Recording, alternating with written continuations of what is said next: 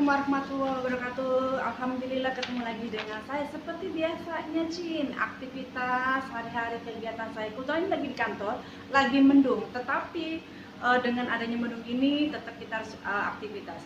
Sekarang saya akan membahas terkait keputusan Menkumham nomor 19 PK 0104 tahun 2020 tentang pengeluaran dan pembebasan narapidana dan anak melalui asimilasi dan integrasi dalam rangka pencegahan dan penanggulangan penyebaran COVID-19. Praktisi hukum, ada beberapa pertanyaan yang atau sekedar untuk memberikan masukan juga bagi pemerintah khususnya. Ada beberapa poin yang mengandung di dalamnya terkait asimilasi yang dibatasi. Maksudnya asimilasi itu hanya dibatasi di rumah, dan integrasi ini yang dia bisa interaksi atau berbau dengan masyarakat. Yang menjadi poin saya terhadap asimilasi narapidana yang dibatasi di rumah ini seperti apa? Apakah petugas lapas siap untuk mengontrol dan mengawasi narapidana? Karena apakah mungkin narapidana itu akan memberikan report kepada petugas lapas? Sedangkan kita tahu di lapas sendiri banyak yang overload di dalamnya, bahwa narapidana begitu banyak, tetapi petugasnya tidak memadai. Nah, ini juga tentunya kami sebagai praktisi hukum agak sedikit membuat kami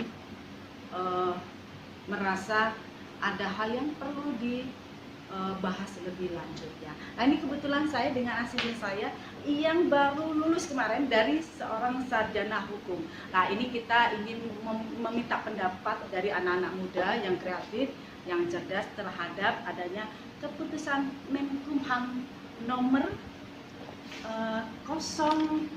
19 ya. Gimana ini Mbak Gita, gimana nih terkait adanya putusan Menkumham yang sekarang lagi marak, lagi diperbincangkan masyarakat terhadap bebasan narapidana? Menurut saya sendiri harus lihat dari berapa banyak petugas lapas yang mau mendatangi rumah satu persatu untuk memastikan bahwa tahanannya tidak melakukan tindak pidana. Iya, betul ya. Tidak lagi melakukan satu tindak pidana yang akan merugikan lagi banyak pihak. Apalagi sekarang sudah banyak orang yang stres, banyak orang yang lagi ada sibuk dengan wabah yang menyebar bukan hanya di Indonesia tetapi di seluruh negara. Namun apapun tetap kita sebagai warga negara yang baik ya, tetap menghormati terhadap putusan ini, tapi mohon juga dipertimbangkan dan diberikan suatu yang lebih konkret ya terhadap adanya asimilasi dan integrasi ya. Ini juga menjadi satu pertanyaan bagi kami juga sebagai praktisi hukum, bagaimana seorang nantinya korban yang meminta suatu kepastian hukum. Apakah hukum ini akan dihentikan dalam proses-proses nantinya, ataukah menunggu sampai wabah ini segera teratasi?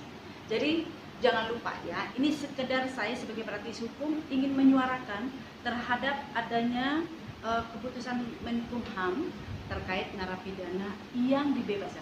Tapi ingat, itu yang 2/3 dari masa tahanan yang nanti akhirnya selesainya tanggal 30 Desember 2020.